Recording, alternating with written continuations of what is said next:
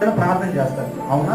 ఆ ప్రార్థన చేసినప్పుడు దేవుడు అంటాడు, లేదు లేదు నువ్వు చనిపోకూడదు, శక్తికి మించిన పని ఉంది, నువ్వు అప్పుడే అయిపోయింది అనుకుంటున్నావేంటి, నా పని అయిపోయింది ఇంక నేను చేయలేను, నా చేత కాదు ఆ నిరాశలోకి వెళ్ళిపోయేదేంటి, లేదు లేదు ఇంకా ఏమీ అయిపోలేదు, ఇప్పుడే మొదలైంది, ఇప్పుడు దాకా నువ్వు ఎంత చేసావో అంతకు మించిన పని నీ ద్వారా నేను చేయిస్తాను అని ఈ వ్యక్తికి దేవుడు ఏం దయచేశాడు తెలుసా?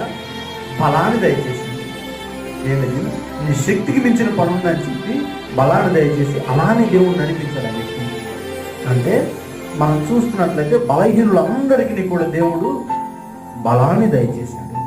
దేనికి బలాన్ని దయచేశాడంటే వీరి ద్వారా బలమైన కార్యాలు జరిగించాలని దేవుని యొక్క ఆశ.